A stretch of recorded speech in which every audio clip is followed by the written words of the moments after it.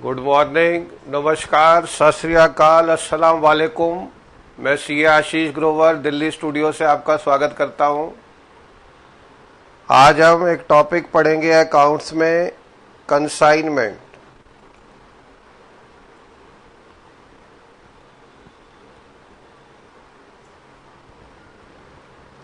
देखो बेटा, कंसाइनमेंट क्या है? एक ऐसा टॉपिक है जो आपने स्कूल में हो सकता है नहीं पढ़ा होगा। सीबीएसई के 11th-12th का जो कोर्स है अकाउंट्स का, उसमें ये कंसाइनमेंट नहीं होता। कुछ बच्चों ने हो सकता है शायद पढ़ा भी हो, जिनका दूसरा बोर्ड हो। तो कंसाइनमेंट एक नया टॉपिक है आपके लिए, इसलिए इस डेमो क्लास में हम कंसाइनमेंट को थोड़ा समझेंगे, उसका बेसिक होता क्या है।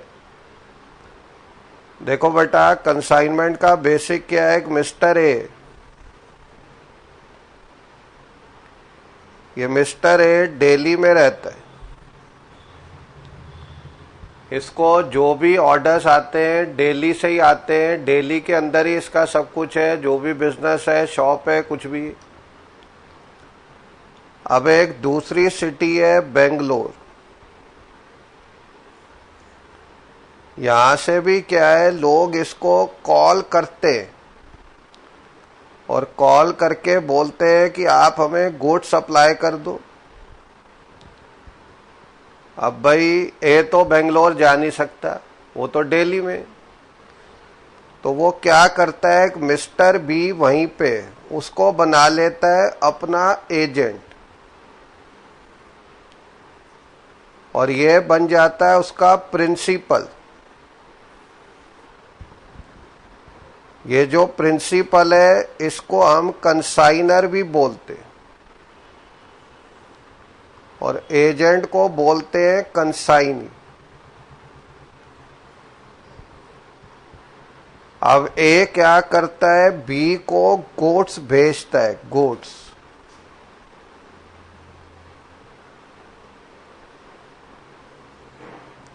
गुड्स भेजना ही कंसाइनमेंट होती है। जैसे आप मूवीज में देखते हो, कई बार ऐसा बोलते हैं कि ये कंसाइनमेंट आ रही है। कंसाइनमेंट मतलब गुड्स ही हो गए ना, तो गुड्स भेजना ही कंसाइनमेंट। अब हमें क्या समझना है, ए बी को बेंगलोर में गुड्स भेज रहा है, ए दिल्ली में, बी बेंगलोर में। ए को हम कंसाइनर बोलते हैं, बी को कंसाइनी बोलते हैं। ए प्रिंसिपल होता है, बी एजेंट होता है। बेंगलोर में जो ये सेल बी करेगा, वो सेल कैश में भी हो सकती है, ऑन क्रेडिट, उधार माल भी बेच सकता है, कैश में बेच सकता है, दोनों तरह की सेल हो सकती है। इसके बाद हमें क्या समझना है, इस पूरी सेल से जो भी प्रॉफिट होगा, लॉस होगा, जो भी एक्सपेंस होगा, इनकम होगी, ये प्रॉफिट, लॉस, एक्सपेंस, इनकम पूरा एक है। क्योंकि गुड्स का ऑनर कौन है, गुड्स का मालिक कौन है, ए है। तो जितने भी खर्चे होंगे, जो भी इनकम होगी, वो सारी एक ही है। बी का इससे कोई लेना देना नहीं, वो तो एक एजेंट है, एक एम्प्लॉय की तरह है जो बेंगलोर में बैठा है। पर बी को इस काम के लिए मिलेगी कमीशन। जो ये काम वो कर रहा है, गुड्स की सेल कर रहा है, इसके लिए ए उसको कमीशन देगा। तो देखो बेटा, अभी तक हमने क्या समझा, कंसाइनमेंट होता क्या है, एक आदमी जो किसी अलग लोकेशन पे, जैसे दिल्ली में, दूसरा आदमी अलग लोकेशन बेंगलोर में, अब वो यहां से उसको उधर गुड्स भेज रहा है और वो वहां पे उसकी सेल कर रहा है। इस पूरे काम से जो भी एक्सपेंस है, इनकम है, वो सारी की सारी प्रिंसिपल की है, गुड्स का ऑनर वही है। एजेंट को सिर्फ क्या मिलनी है, कमीशन। इतनी बात हमने समझी, ये मैंने आपको एक बेसिक कंसाइनमेंट का बताया। अब बेटा हमें इससे आगे कुछ बातों को समझना है, जिससे एक बार बेसिक आपका क्लियर होगा तो आप इसको आगे कर पाओगे। आगे क्या समझना है, जो ये कमीशन मैंने आपको बताई,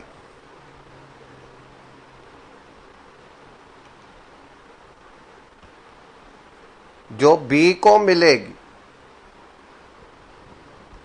ये कमीशन 3 तरह की होती।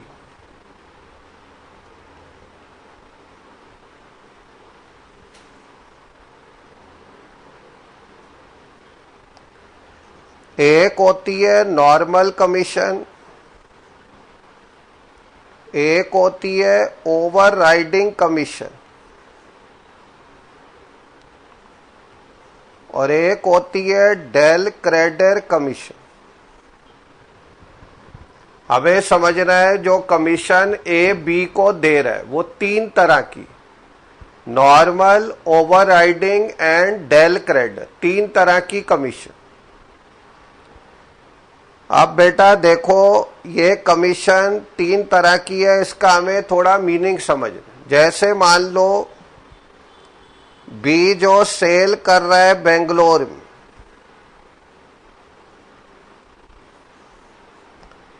इसमें कैश सेल है 2 लाख,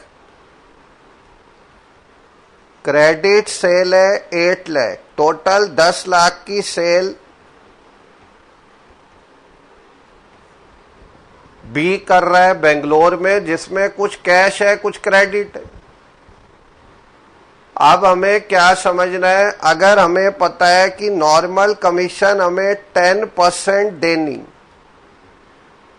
तो हम इस 10 लाख का 10% लेंगे, 1 लाख वो उसकी नॉर्मल कमीशन। नॉर्मल कमीशन क्या होती है, इसका कोई स्पेसिफिक पर्पस नहीं होता।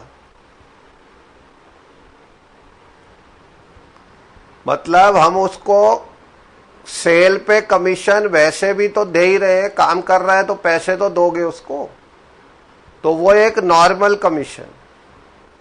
नॉर्मल कमीशन क्या होती है कि वो हमें देनी है, जो भी वो सेल कर रहा है कोई पर्पस नहीं है, काम कर रहा है इसलिए हम उसको 10% दे रहे हैं, तो 1 लाख हम उसको कमीशन दे रहे हैं। अब हम समझ रहे हैं नेक्स्ट कमीशन, जिसका नाम है ओवरराइडिंग कमीशन। इसका हमें बेसिक समझना होगा कि हम ये कमीशन क्यों देते हैं, इसका पर्पस होता है। पर्पस क्या होता है बेटा, overriding commission.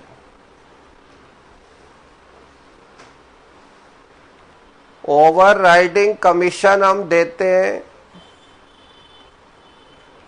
For introducing new product in the market or for selling goods over and above the normal selling price.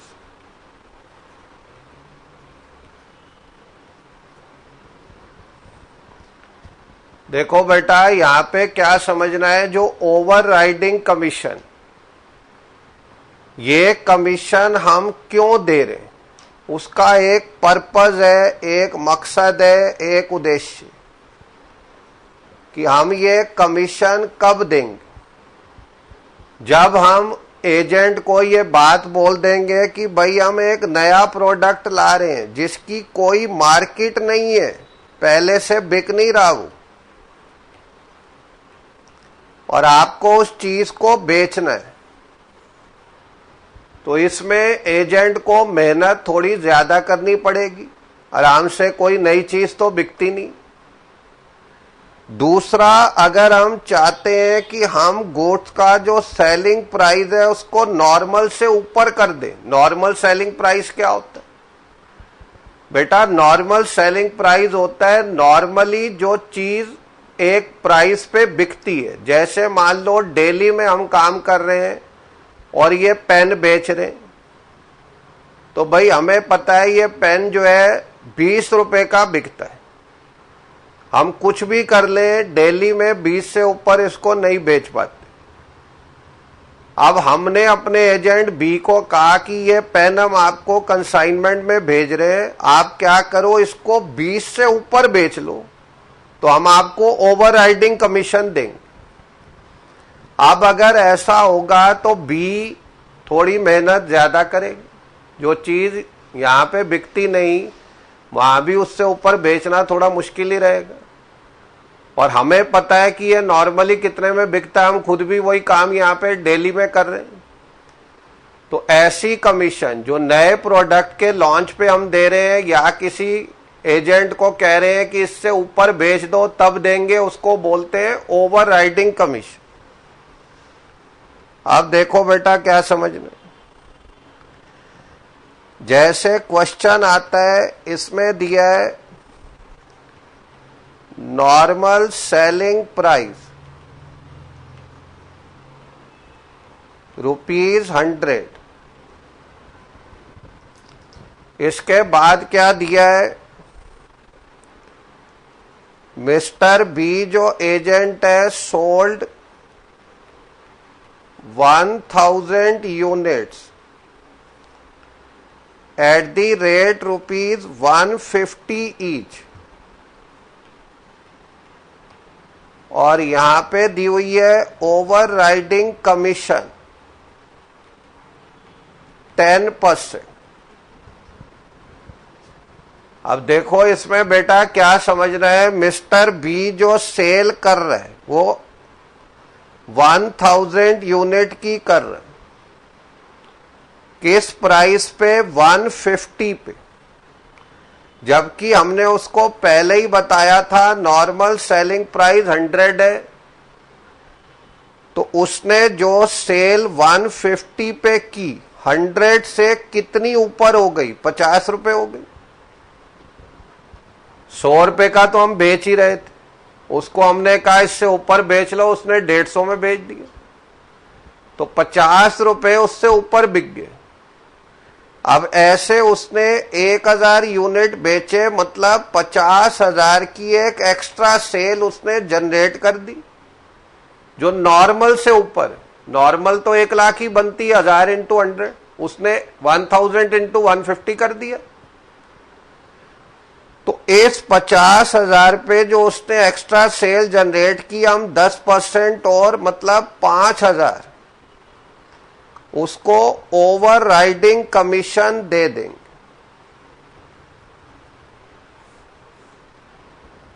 Over riding क्या होता है कि हम एक पर्टिकुलर प्राइस पहले से बताते हैं, उसके ऊपर जितना वो बेचता है उस पे हम वो कमीशन उसको देते हैं, इसको हम बोलते हैं ओवर राइडिंग कमीशन।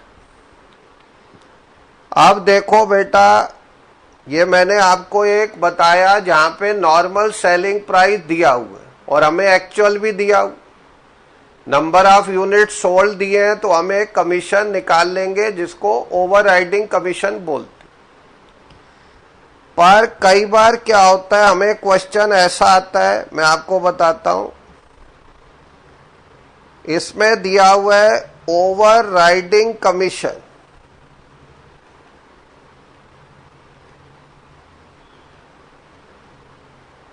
8%। अब यहां पे हमें दिया है कैश सेल 2 लाख,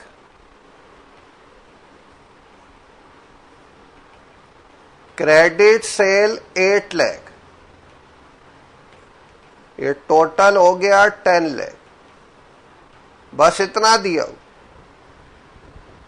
मतलब हमें क्वेश्चन आता है, उसमें क्या है, हमें दिया हुआ है इतनी कैश सेल, इतनी क्रेडिट सेल, इतना हो गया जी टोटल सेल। आप इसको एक बार नोट कर लो।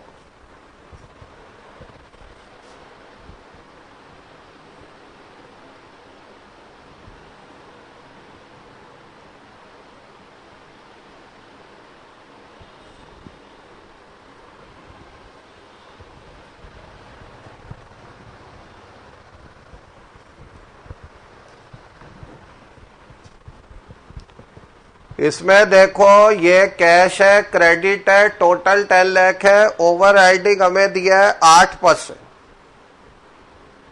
अब हमें यहां कोई नॉर्मल सेलिंग प्राइस नहीं दिया, परसेंटेज में बस कमीशन दिए। तब हम क्या करेंगे, 10 लाख का ही 8% ले लेंगे और 80,000 की ओवर राइडिंग कमीशन आ जाएगी। इसमें बेटा मैंने क्या समझाया, दो तरह के क्वेश्चन ओवर राइडिंग में आते हैं। एक होगा जहां नॉर्मल सेलिंग प्राइस दिया हुआ है, तो हम देखेंगे एक्चुअल नॉर्मल से कितना ऊपर है और कितने यूनिट बिके, उस हिसाब से हम वो कमीशन निकालेंगे। पर जहां पे नॉर्मल नहीं दिया, बस एक परसेंटेज दिए, तो उसमें हम सीधे पूरी सेल पे ही उसको निकाल लेंगे। जैसा हम नॉर्मल कमीशन निकालते हैं वही है, कोई इसमें चेंज नहीं। तो ये दो तरह के मैंने आपको केसेस समझाए जहां पे हमें देखना है कि हम कैसे ओवरराइडिंग कमीशन निकालेंगे। अब हम आते हैं थर्ड कमीशन पे, जो है डेल क्रेडिटर कमीशन। देखो बेटा, डेल क्रेडिटर कमीशन क्या होती है, for bearing risk on account of bad debt. जो कमीशन हम एजेंट को देते हैं वो होती है डेल क्रेडिटर कमीशन। अब हमें समझना है इसका मीनिंग क्या है, for bearing risk on account of bad debt. बेटा देखो, जब हम किसी को बेंगलोर में क्रेडिट सेल करेंगे तो जिसको हम उधार में बेचेंगे उसको हम टाइम देंगे, भाई अगले 2 महीने 3 महीने में आप पैसे दे देना। और पता चला जी वो आदमी भाग गया, पैसे उसने दिए नहीं, तो वहां पे क्या हो जाएगा, बैड डेट हो जाएगा, पैसा हमें मिलेगा नहीं। अमाउंट नॉट रिकवर्ड, जो पैसा हमें रिकवर नहीं होता अपने डेटर से, वो हो जाता है बैड डेट। अब मैं आपसे पूछता हूं, अगर बैड डेट हुआ तो ये लॉस प्रिंसिपल को होना चाहिए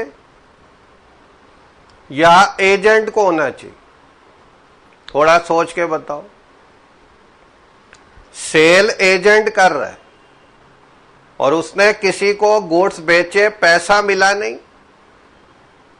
और उसको 2 लाख का बैड डेट हो गया, तो ये बैड डेट का लॉस एजेंट देगा कि प्रिंसिपल देगा?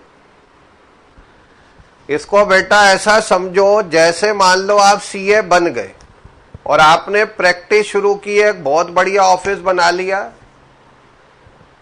बहुत से मेरे पढ़ाए हुए बच्चे प्रैक्टिस में काफी अच्छा अभी कमा रहे हैं, जीएसटी आने के बाद कमाई काफी बढ़ गई। तो प्रैक्टिस में आप हो, मैं भी प्रैक्टिस करता हूं। अब आप प्रैक्टिस में हो और आप जीएसटी का काम कराने, इनकम टैक्स का काम कराने किसी अपने आर्टिकल को, अपने एम्प्लॉय को भेजते हो, ठीक है, और वो वहां जाता है, काम करता है। अब कोई क्लाइंट मान लो फी नहीं देता, आपकी फी जो होती है, जो सीए लेता है वो नहीं देता, भाग जाता है क्लाइंट, रातों रात इंडिया छोड़ देता है, विजय माल्या बन जाता है, नीरव मोदी, मेहुल चोकसी बन के निकल लेता है इंडिया से, और आपको 50,000 रुपए का नुकसान हो जाता है क्योंकि क्लाइंट भाग गया। सीए की फीस तो बाद में ही मिलती है, पहले कोई थोड़ी देता है। अब भाई वो 50,000 का नुकसान आपका हुआ कि आपके एम्प्लॉय का हुआ, आपके आर्टिकल का हुआ? क्यों? आप कहोगे जी मैं तो जा नहीं रहा था, उस क्लाइंट के प्लेस पे ये आर्टिकल जा रहा था। सीए खुद थोड़ी हर जगह जाते, अपने एम्प्लॉय को भेजते। तो क्या वो एम्प्लॉय को या अपने आर्टिकल को ये कह सकता है जी ये 50,000 मुझे फीस नहीं मिली तो घाटा आपका है, मेरा नहीं है? ऐसा तो नहीं कह सकता ना, क्योंकि इनकम भी मेरी है, मैं सीए हूं, तो घाटा भी मेरा है। एम्प्लॉय को तो सैलरी मिल रही है, उसको क्या लेना भाई, फायदे नुकसान से पार्टनर थोड़ी है वो मेरा। बात समझ रहे हो? तो बेटा कंसाइनमेंट में कोई भी एक्सपेंस है, कोई भी इनकम है, वो कंसाइनर की है, एजेंट की नहीं है। ये मैंने पहले ही आपको स्टार्टिंग में बताया, अगर आपने ध्यान दिया होगा। मैंने आपको जब पढ़ाना शुरू किया तभी ये बात लिखवाई थी कि कोई भी एक्सपेंस है, कोई भी इनकम है, वो किसकी है? वो प्रिंसिपल की, एजेंट की नहीं है। तो इस अगर हम कॉन्सेप्ट के अकॉर्डिंग समझें तो भाई बैड डेट का लॉस तो होना किसको चाहिए? बैड डेट का लॉस होना चाहिए प्रिंसिपल को, चाहे सेल उसका एजेंट कर रहा है तब भी। उसका रीजन है मालिक वही है ना, तो भाई फायदा भी उसका है, नुकसान भी उसका है। पर आपने अभी एक कमीशन लिखी जिसका नाम क्या है? Del credere commission. और इसमें आपने लिखा कि ये कमीशन हम देते हैं for bearing risk on account of bad debt. इसका मीनिंग क्या है? अगर हम अपने एजेंट को डेल क्रेडर कमीशन दे देते और इसके बाद हो जाता है बैड डेट का लॉस,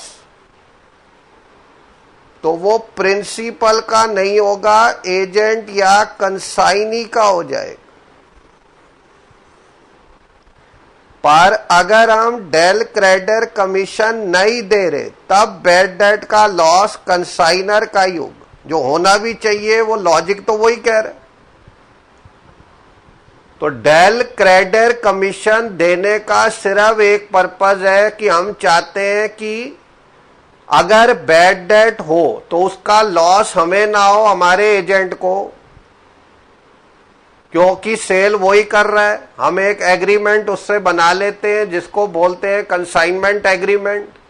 उसमें टर्म्स कंडीशन में लिख देते हैं कि भाई बैड डेट होगा तो नुकसान तुम बियर करोगे, हम नहीं करेंगे। इसके लिए हम तुम्हें एक एक्स्ट्रा कमीशन दे रहे हैं जिसका नाम क्या है? Del credere commission.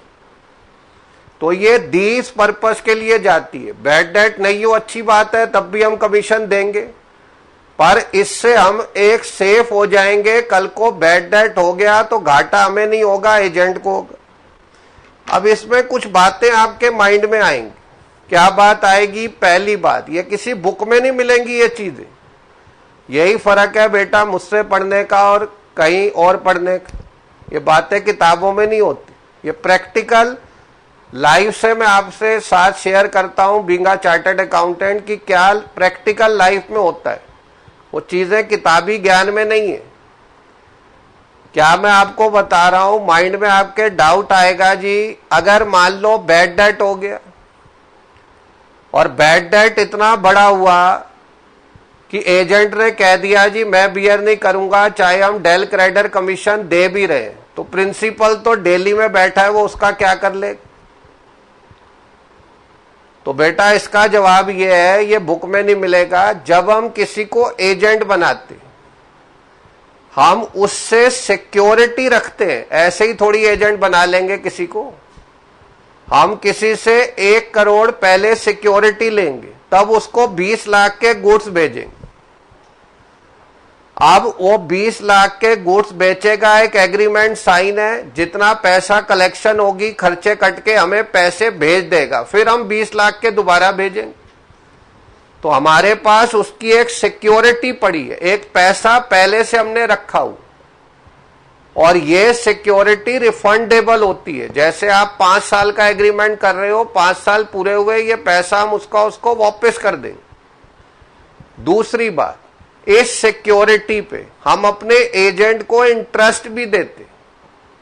उसका रीजन क्या है? अगर एजेंट हमारे पास 1 करोड़ रख रहा है तो वो बैंक में रखता, उसको 8 से 10% 1 साल का ब्याज मिलता ना, वो ब्याज हम देंगे उसको, जिससे उसको भी इस चीज का लॉस ना हो कि भाई मैंने 1 करोड़ तो वो रख दिया, उसका इंटरेस्ट का भी तो मुझे लॉस हो रहा है। तो हम उसको क्या करेंगे, उसका 1 करोड़ अपने नाम से बैंक में रख देंगे, हमें वहां से ब्याज मिलेगा, हम उसको देंगे, पर इससे हम सेफ हो जाएंगे कि हमारे पास उसका 1 करोड़ पड़ा है, अगर हम 20 लाख के गुड्स भेज रहे हैं, कल को वो पैसे हमारे ना दे हमें, तो हम एक सेफ पोजीशन पे आ जाएंगे। तो ऐसा आप मत सोचो कि पैसे वो नहीं देगा, देने ही पड़ेंगे, क्योंकि उसकी सिक्योरिटी हमारे पास है। दूसरा, उससे हमने एक एग्रीमेंट साइन कराया हुआ है जिसमें सारी टर्म्स कंडीशन बहुत अच्छे से लिखी हुई है कि क्या कंसाइनर बियर करेगा, क्या कंसाइनी करेगा, सब लिखा हुआ। दूसरी बात आपके माइंड में आ सकती है कि हम डेल क्रेडर कमीशन एजेंट को दे कि ना दे। तो बेटा मैं आपको बताता हूं, प्रैक्टिकल लाइफ में अगर आप देखोगे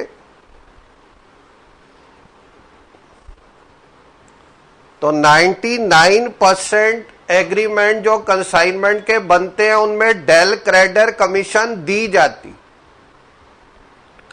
उसका सिंपल लॉजिक है जो मैंने स्टार्टिंग में आपको बताया। ए कहां पे है? दिल्ली में। और बी कहां पे है? बी है बेंगलोर में। तो अगर हम एजेंट को डेल क्रेडर कमीशन नहीं देते, अब मान लो कि वो कहता है जी मैंने तो सेल कर दी और मुझसे तो रिकवरी हो नहीं रही, तो हम क्या दिल्ली से बेंगलोर जाके रिकवरी कर सकते हैं? वो तो पॉसिबल ही नहीं है ना। दूसरा, हम वहां पहुंच भी जाएं तो वहां के जो उसके कस्टमर हैं, डेटर है, वो हमें पैसा क्यों देंगे? मना कर देंगे ना देने से कि भाई आप कौन हो, हम तो आपको जानते ही नहीं। इसलिए वो चीज हम नहीं कर पाएंगे, रिकवरी वाला काम, क्योंकि वो सेल वो बेंगलोर में कर रहा है, हम दिल्ली में। तो बेटर है कि आप उसको डेल क्रेडर कमीशन दे दो। इससे होगा कि हमें इस बात की टेंशन नहीं होगी कि कल को पैसा नहीं मिला तो हमें घाटा होगा, वो घाटा फिर उसका है। और हमें क्या समझना है कि अगर मान लो हमें डेल क्रेडर कमीशन क्वेश्चन में आ जाती और हमें दिया हुआ है डेल क्रेडर कमीशन है 12%। अब इसमें कैश सेल हो रही है 2 लाख की, क्रेडिट सेल हो रही है 8 लाख की, टोटल सेल 10 लाख है।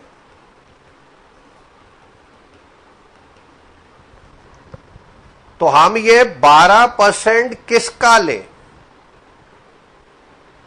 हम ये 12% जो डेल क्रेडर कमीशन है, क्या इस क्रेडिट सेल पे दे या टोटल सेल पे दे? आपको वैसे जितना मैंने अभी तक बताया उसको समझ के ये लगेगा जी हमें क्रेडिट सेल पे ही देनी चाहिए, क्योंकि कैश सेल में तो बैड डेट हो नहीं सकता। पर मैं आपको बताता हूं, इसमें नहीं, हमें पूरी सेल पे ये देनी होगी। 1,20,000 डेल क्रेडर कमीशन आएगी। अब मैं इसका लॉजिक बताऊंगा। देखो, हर चीज का लॉजिक है कि हम ऐसा ही क्यों कर रहे हैं भाई, जब क्रेडिट सेल पे ही होना है उसी पे दे दे। मैं आपको बताता हूं बेटा, देखो अगर हम उसको ये कहेंगे हम आपको जो डेल क्रेडर कमीशन है सिर्फ क्रेडिट सेल पे देंगे, तो वो कैश सेल करनी बंद कर देगा या बहुत कम करेगा। उसको लगेगा जी मुझे जितनी क्रेडिट सेल करूंगा ना उतनी ज्यादा कमीशन मिलेगी। लालच आ जाता है ना किसी को भी। अब वो ज्यादा से ज्यादा उधार माल बेचने लगेगा, रिस्क लेने लगेगा, अनजान लोगों को भी दे देगा कि मुझे कमीशन मिलेगी। पर अल्टीमेटली क्या होगा, अगर उसने ज्यादा रिस्क लिया और बैड डेट बहुत बड़ा अमाउंट आ गया, वो बियर ही नहीं कर पाया, कहेगा जी मैं तो काम ही बंद कर रहा हूं। होता है ना, घाटा बहुत ज्यादा हो जाता है किसी किसी को। अभी देखना कोरोना वायरस में कई लोग बेचारे काम धंधा बंद कर देंगे, घाटे बहुत बढ़ जाएंगे उनके। तो अगर लॉस बहुत ज्यादा हो गया और उसने हाथ खड़े कर दिए जी मैं तो नमस्कार कर रहा हूं, मेरे बस का आगे काम करना नहीं। अब आप कहोगे जी हमें क्या दिक्कत है, हम तो प्रिंसिपल हैं, हमने तो उसकी सिक्योरिटी रखी हुई है, भाग जाए वो कोई बात नहीं, नया एजेंट रख लेंगे। तो बेटा ये इतना आसान नहीं है। देखो, अगर हम उसको सिर्फ क्रेडिट सेल पे कमीशन देंगे, वो रिस्क ज्यादा लेगा, बैड डेट ज्यादा होगा। ऐसी सिचुएशन में हम आ सकते हैं कि वो काम बंद कर दे। तो फिर हमें क्या नुकसान होगा कि हमें नया एजेंट ढूंढना पड़ेगा, जो इतना आसान नहीं है। एक आदमी हमारे यहाँ 20 साल से काम कर रहा है, 15 साल से काम कर रहा है, हम क्यों खोना चाहेंगे उसको? जैसे एक तारक मेहता का उल्टा चश्मा टीवी सीरियल आता है, कभी आपने देखा हो, उसमें एक होता है जेठालाल, उसके यहाँ दो उसके वर्कर हैं, वागा और नट्टू काका। अब ये उसका बहुत नुकसान करते हैं, कई बार उसकी दुकान तक उन्होंने बेच दी, क्या क्या करते हैं। एक बबीता जी आती हैं उसमें, उसके आगे भी उसको कई बार बेइज्जत कर देते हैं, उसको अच्छा नहीं लगता, पर फिर भी वो कुछ नहीं करता, उनको निकालता नहीं है। क्यों पता? क्योंकि वो पुराना स्टाफ है, उसको पता है मैं शॉप में नहीं भी रहता, ये मेरी पूरी दुकान संभाल लेते। तो ऐसे ही जो एजेंट है उससे हमारा एक रिलेशन बना हुआ है, हम नहीं चाहते वो हमारा काम छोड़े, तो हम उसको कहते हैं भाई हम डेल क्रेडिट कमीशन पूरी सेल पे देंगे। जब आप ये कह दोगे तो वो कैश सेल भी करेगा, क्रेडिट भी करेगा, दोनों में कमीशन है उसकी।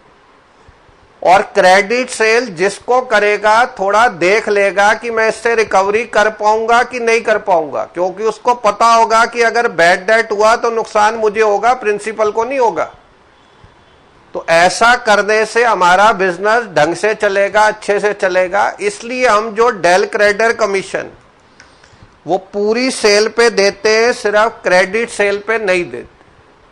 पर अगर क्वेश्चन आ जाए और वहां पे लिखा हो जी डेल क्रेडिट कमीशन दो 12% ऑन क्रेडिट सेल, लिखा हो अगर ये, तब तो बेटा हम कुछ नहीं कर सकते, फिर तो क्रेडिट पे ही देनी पड़ेगी। कुछ ना लिखा हो, सिर्फ लिखा हो डेल क्रेडिट कमीशन 12%, तब हम पूरी सेल पे ही देंगे। पर अगर क्वेश्चन खुद लिख दे कि ये हमें सिर्फ क्रेडिट सेल पे ही देनी है, तब तो क्वेश्चन से तो बेटा हम लड़ाई नहीं कर सकते ना। लॉजिक कुछ भी रहे, कॉन्सेप्ट कुछ भी रहे, क्वेश्चन तो क्या है, वो तो एक दीवार है, आप जाके उस पर सिर मारोगे, चोट आपको ही लगनी है, उसका कुछ थोड़ी होना है। इसलिए क्वेश्चन से लड़ाई नहीं करनी। क्वेश्चन कह दे जी क्रेडिट सेल पे देनी है, उसी पे दो। और क्वेश्चन कौन बना रहा है? आईसीआई। तो बेटा देखो आईसीआई से तो लड़ना नहीं है, समझ रहे हो, पास उन्होंने ही करना है आप। आईसीआई तो अगर बोल दे कि बारिश हो रही है और धूप निकली हो, आप तब भी छाता खोल लो जी हम भीग जाएंगे, क्या जा रहा है, उनसे लड़ाई नहीं करनी। एक बार सीए बन जाओ फिर देखेंगे। अभी तो जो वो कह रहे हैं सब सही कह रहे हैं। तो बेटा हमें क्या समझना है कि हम डेल क्रेडिट कमीशन पूरी सेल पे ही देंगे, कुछ ना लिखा हो, अगर लिखा हो क्रेडिट सेल पे दो तो उस पे देंगे। अभी हमने कमीशन के बारे में समझा, अब हम इसके आगे कुछ करने वाले हैं, वो है अकाउंटिंग, जो कंसाइनमेंट में होगी।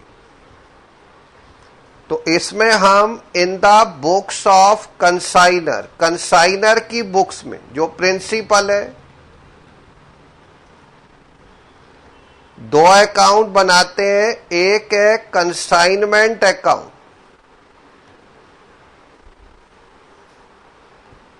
और एक हम बनाते हैं कंसाइनी या एजेंट का अकाउंट। जो कंसाइनमेंट अकाउंट हम बनाते हैं प्रिंसिपल की बुक्स में, ये एक ट्रेडिंग P&L की तरह होता है। इसमें हम एक्सपेंस और इनकम को रिकॉर्ड करते हैं और प्रॉफिट लॉस निकालते हैं। कंसाइनमेंट से हमें कितना प्रॉफिट लॉस हुआ वो हम इस अकाउंट कंसाइनमेंट अकाउंट से निकालते। कंसाइनी अकाउंट से हम ये देखते हैं कि final amount due from consignee कितना है, फाइनली हमें कितना पैसा उससे लेना है। ये देखने के लिए हम कंसाइनी का अकाउंट बनाते।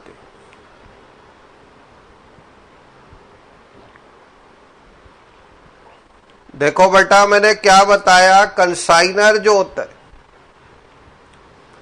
वो अपनी बुक्स में दो अकाउंट बनाता है, एक हो गया कंसाइनमेंट, एक हो गया consign.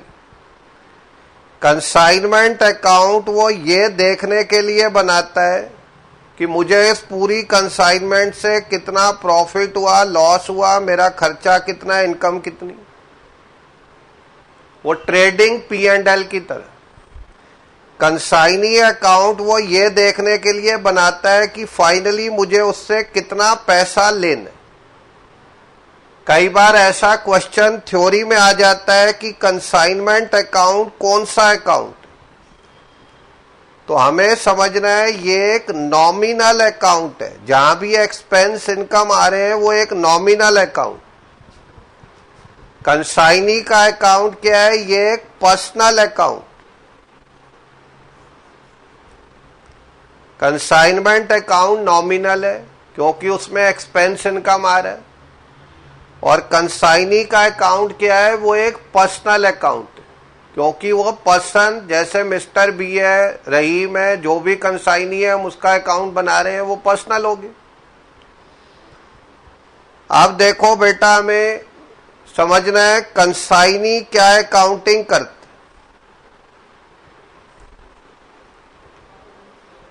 In the books of consignee, जो एजेंट है,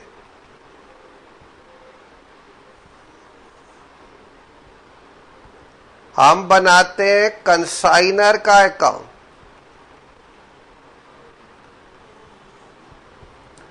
इसको बनाने का पर्पस क्या है, ये देखना कि final amount due to consignor कितना है। कंसाइनर को फाइनली क्या हमें पे करना है, ये देखने के लिए हम उसका अकाउंट बनाते हैं। Final amount due to consign, उसको हमें क्या देना है ये देखने के लिए हम उसका अकाउंट बनाते हैं। एजेंट अपनी बुक्स में बनाता है, वो ही कंसाइनर अकाउंट।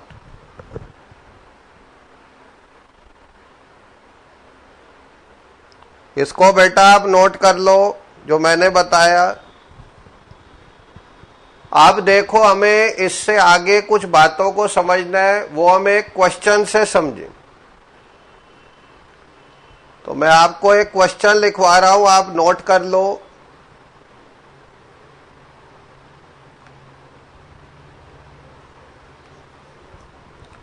क्वेश्चन आप लिख लो। क्वेश्चन क्या है, mister A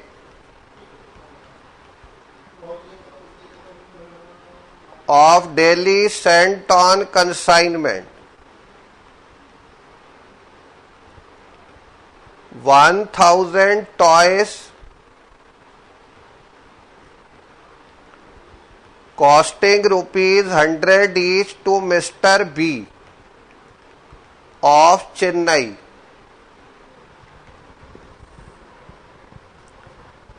Mr. A paid expense of ₹10,000 on freight and insurance.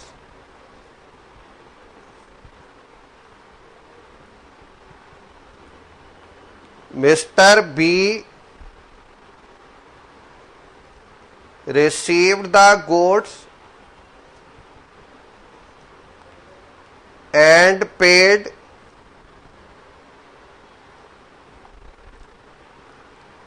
clearance charge ₹6,000, freight ₹4,000,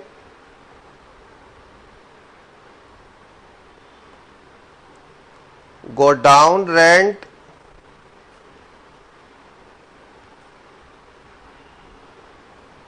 ₹6,000,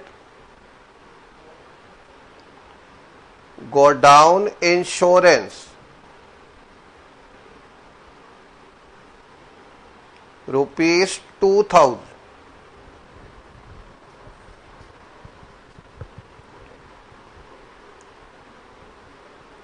इसमें बेटा मैंने आपको बताया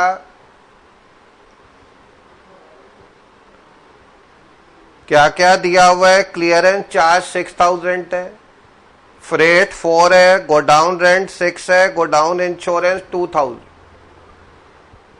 एक बार नेक्स्ट पेज पे मैं फिर लिख दूंगा अगर अमाउंट देखने में कोई दिक्कत आ रही है। अभी आपको क्लियर दिख रहा होगा। इसमें देखो क्या दिया हुआ है, ए बी को दिल्ली से गुड्स भेज रहा है जो 1000 टॉयज है, 100 ईच उसकी कॉस्ट है। ए एक्सपेंस कर रहा है 10,000 का फ्रेट और इंश्योरेंस पे। फ्रेट इंश्योरेंस क्या होती है? जब हम गुड्स को भेजते तो भेजने का जो खर्चा है वो तो दिल्ली में ही पे करना पड़ेगा।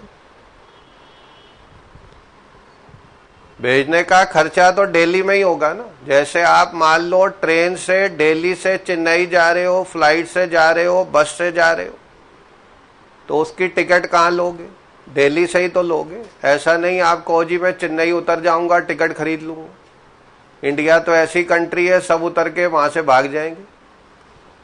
तो हमें समझना है कोई भी हम गुड्स भेज रहे हैं, चाहे हम कहीं जा रहे हैं, टिकट तो पहले ही लेनी पड़ेगी।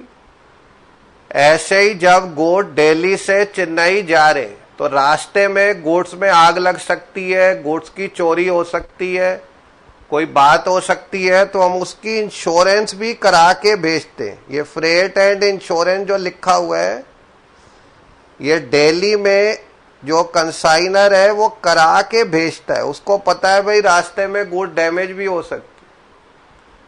अब जब गुड्स बी रिसीव करता है तो फिर वो वहां पे एक्सपेंस करता है। जैसे बी वहां पे एक्सपेंस करेगा कि गुड्स आए, उसने कहीं से गुड्स रिसीव किए, रेलवे स्टेशन से या एयरपोर्ट से या डॉक से जहां शिप रुकती है, वहां से वो गुड्स को अपने गोडाउन तक लाएगा। तो ये सारे खर्चे वो जो भी चेन्नई में हो रहे हैं बी करेगा। अब हमें इससे आगे क्या दिया? आगे दिया है mister be sold 800 toys at the rate rupees 190 each and he is entitled to a commission of 10% on total sale। ये उसकी हमें कमीशन दी है और सेल उसने कितनी की ये दिया। आगे लिखा है amount due to mister A was remitted by mister B. A ने बी को वो पैसा भेज दिया जो भी उसने उसको देना था। ये भी क्वेश्चन में हमें इंफॉर्मेशन दी हुई। एक बार बेटा आप ये पूरा क्वेश्चन सब नोट कर लो।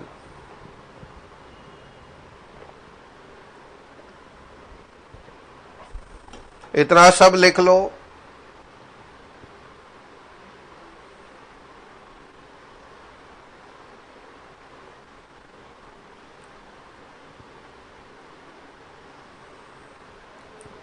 इसमें हमने लिखा है कमीशन प्लस कितनी सेल बी ने की, वो बात हमने इसमें लिखी।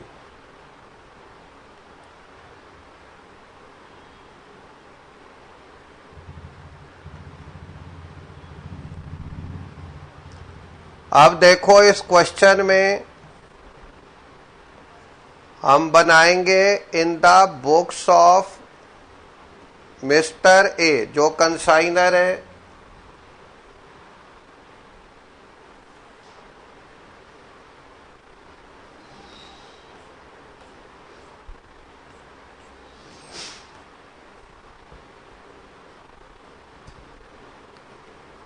Consignment account.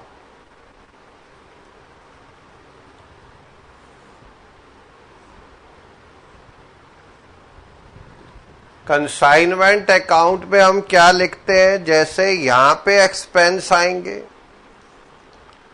यहां पे आएगी इनकम। अब इसमें हम क्या लिखेंगे? तो सबसे पहले बेटा यहां आएगा 2 गोट्स सेंट ऑन कंसाइनमेंट, ये हम यहां लिखेंगे। इसमें हम क्या लिखते हैं, जितने गोट्स प्रिंसिपल ने एजेंट को भेजे उनकी जो कॉस्ट है, जैसे 1000 यूनिट इंटू 100, तो 1 लाख यहां आएगा।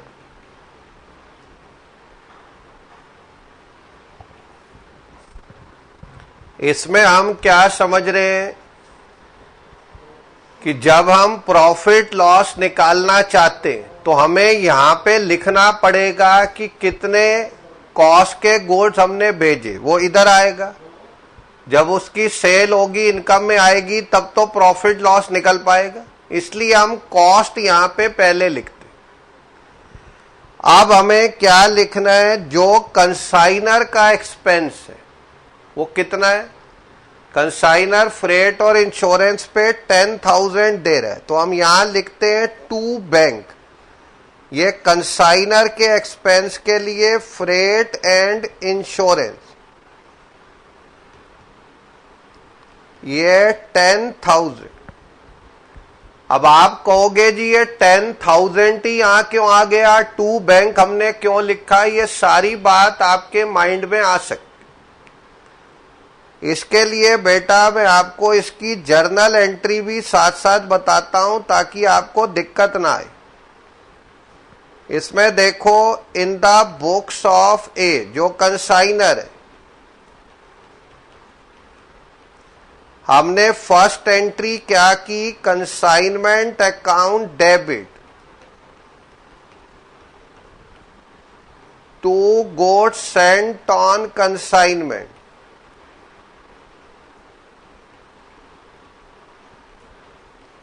ये एंट्री हुई 1 लाख से। हमें समझना क्या है, जब भी हम कंसाइनमेंट में काम कर रहे हैं, वो एक स्पेसिफिक नेचर की अकाउंटिंग है। वो नॉर्मल, जैसे हम डेबिट क्रेडिट करते हैं नॉर्मल बिजनेस में, वो इसमें नहीं लगता। इसमें अलग तरह की अकाउंटिंग। इसमें हमें समझना क्या है, कोई भी एक्सपेंस होता है, उस एक्सपेंस को डेबिट नहीं करना। डेबिट करना है कंसाइनमेंट अकाउंट को। अगर कोई इनकम होती है, इनकम को क्रेडिट नहीं करना, क्रेडिट कंसाइनमेंट अकाउंट को करना है। जैसे यहां हम गुड्स भेज रहे हैं, कंसाइनमेंट अकाउंट डेबिट होगा क्योंकि उसमें हम ये खर्चा बुक करना चाहते हैं। जब कंसाइनर एक्सपेंस करेगा, एंट्री क्या हुई, consignment account debit to bank. जो एक्सपेंस उसने 10,000 पे किए। अब हमें क्या समझना है, ये 10,000 की एंट्री ये क्यों हुई। देखो, पहली बात ये खर्चा है, तो कंसाइनमेंट में डेबिट होगा। मैंने बताया सारे एक्सपेंस हमें कंसाइनमेंट में डेबिट करने। बैंक क्रेडिट क्यों हुआ, क्योंकि पेमेंट यहां पे मिस्टर ए कर रहे। अब अगर मिस्टर ए पेमेंट कर रहे तो पेमेंट जारी है, तो बैंक क्रेडिट होगा ना। जैसे आप मान लो कोई खर्चा करते हो तो कैश या बैंक तो क्रेडिट होता ही है, प्लस हम डेबिट उस एक्सपेंस को करते हैं। जैसे हमने सैलरी पे की, हम सैलरी टू कैश करते हैं या सैलरी टू बैंक करते हैं। हमें समझना है कि डेबिट एक्सपेंस नहीं होगा, क्या होगा, कंसाइनमेंट अकाउंट, क्योंकि एक स्पेसिफिक नेचर की अकाउंटिंग है। इसमें हमें कंसाइनमेंट का प्रॉफिट लॉस निकालना है, इसके लिए हम ऐसा कर रहे हैं। अब हमें समझना है नेक्स्ट, जो एक्सपेंस कंसाइनी कर रहा है उसके लिए हम यहां पे क्या लिखेंगे, उसका नाम 2B आएगा। 2B लिख के जो जो उसने एक्सपेंस पे किए वो हम देख लेंगे। बी ने क्या क्या एक्सपेंस पे किए, clearance charge, freight, godown rent, godown insurance, उसको हम यहां लिख देंगे।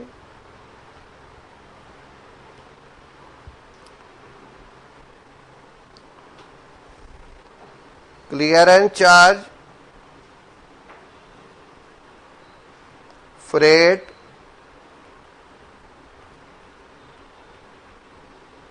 go down rent, go down insurance.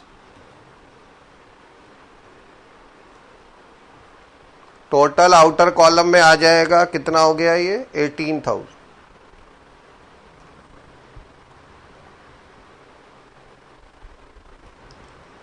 इसमें बेटा समझना क्या है, जो भी एक्सपेंस कंसाइन ही कर रहे, एक्सपेंस वो भी प्रिंसिपल का ही है, कोई एजेंट अपने खर्चे नहीं कर रहा।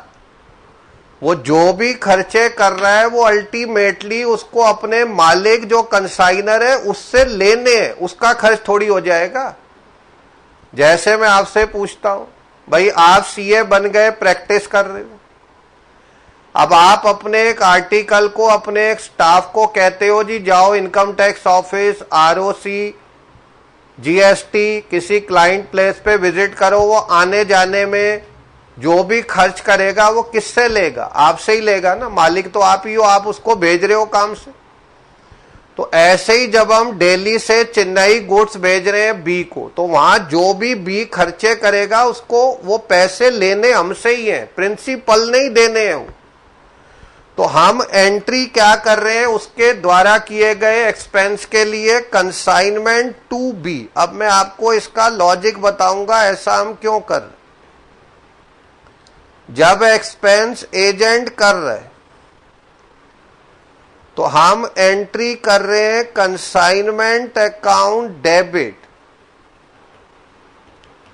To B. जो एजेंट है उसने एक्सपेंस किया जी 18,000 का।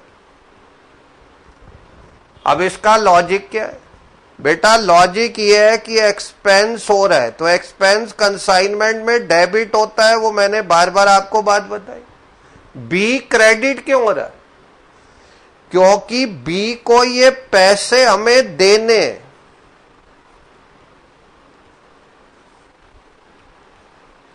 हम क्रेडिट किसको करते हैं? जिसको हमें पैसे देने होते हैं। जैसे आप किसी से क्रेडिट परचेज करते हो, उधार में गुड्स खरीदते हो, इसकी एंट्री क्या होती? अगर हम किसी से उधार में गुड्स खरीदते हैं, एंट्री होती है परचेज अकाउंट डेबिट, और जिससे खरीदा वो क्रेडिट, क्योंकि हमें उसको ये पैसा देना है ना आगे चल के। तो ऐसे ही जब हम बी के एक्सपेंस को रिकॉर्ड कर रहे हैं तो वो खर्चा बी ने किया पर उसका नहीं है, खर्चा ये ए का ही है क्योंकि मालिक वही। तो वो कंसाइनमेंट को करेगा डेबिट, क्रेडिट करेगा बी को, क्योंकि ये पैसे आगे चल के उसको बी को देने हैं, क्योंकि बी ने अपने प्रिंसिपल के ब्याह पे ये खर्च किया है। जैसे आप अपने किसी एम्प्लॉय को कहीं भेजते हो काम से, वो जो भी खर्चा करता है ये मान के कर रहा है भाई मैं अपने मालिक के ब्याह पे कर रहा हूं, ये रिकवरी मुझे उससे करनी। तो ऐसे ही ये अकाउंटिंग हो रही। अब देखो बेटा हमें आगे क्या समझ, वहां पे लिखा है कि भाई बी ने 800 टॉयज की सेल कर दी, और जो उसने सेल की वो किस प्राइस पे की वो दिया हुआ है। तो हम यहां बाय बी लिखेंगे जो वो सेल कर रहे हैं। 800 टॉयज इंटू सेलिंग प्राइस एक बार देख लेंगे। 800 टॉयज उसने बेचे 190, तो 800 इंटू 190 बेटा देख लो ये अमाउंट कितना आ रहा है, कैलकुलेट करो देखो कितना आ रहा है। कैलकुलेटर आपके पास है, कैलकुलेटर अलाउड है सीए के एग्जाम में। ये आ गया बेटा 1,52,000। 152 की सेल आ गई।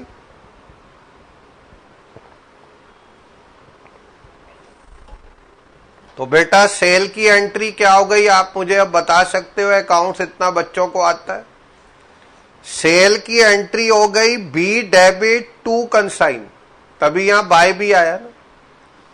अब कंसाइनमेंट क्रेडिट हुआ क्योंकि एक इनकम है, और बी डेबिट हुआ क्योंकि ये पैसा हमें उससे लेना है। जैसे हमें किसी से पैसा लेना है हम उसको डेबिट करते हैं ना, आप किसी को उधार माल बेचते हो, क्रेडिट सेल करते हो, एंट्री क्या होती है? सेल क्रेडिट, और जिससे पैसा लेना है ए या बी जो भी है उसको हम डेबिट करते हैं। तो यहां पे हमें इनकम कंसाइनमेंट में क्रेडिट करनी और डेबिट बी को करना है, क्योंकि ये पैसा हमें उससे लेना है, सेल का अमाउंट भी उसका नहीं है, जब खर्चा उसका नहीं है तो इनकम भी उसकी नहीं। इसके बाद बेटा हमें क्या रिकॉर्ड करना है? इसकी कमीशन। कमीशन कैसे आएगी इसी कंसाइनमेंट अकाउंट में? यहां डेबिट में हम 2B लिखेंगे, उसकी कमीशन, क्योंकि कमीशन भी हमारे लिए तो एक्सपेंस ही हुआ। हमें बी को अगर जो भी कमीशन देनी है, प्रिंसिपल का तो खर्चा ही हुआ ना। वो तो ये देखेगा जी मैंने इतने के गुड्स भेजे, इतना खर्चा मैंने किया, इतना मेरे एजेंट ने किया, ये सारा खर्चा ही है। फिर गुड्स इतने में बिक गए, पर उस बिकने पे मुझे इतनी उसको कमीशन भी देनी है, तो प्रिंसिपल का फायदा तो उतना कम हो गया ना, ये भी तो खर्चा ही हुआ उसके लिए। कितना आएगा बेटा? जो यहां पे सेल का अमाउंट है 152, इस 152 का 10% कमीशन है 15,200। ये हमें कमीशन यहां रिकॉर्ड कर देनी है। जर्नल एंट्री क्या हो गई? कंसाइनमेंट डेबिट, क्योंकि खर्चा है ये, और बी क्रेडिट, क्योंकि ये पैसे भी हमें बी को देने।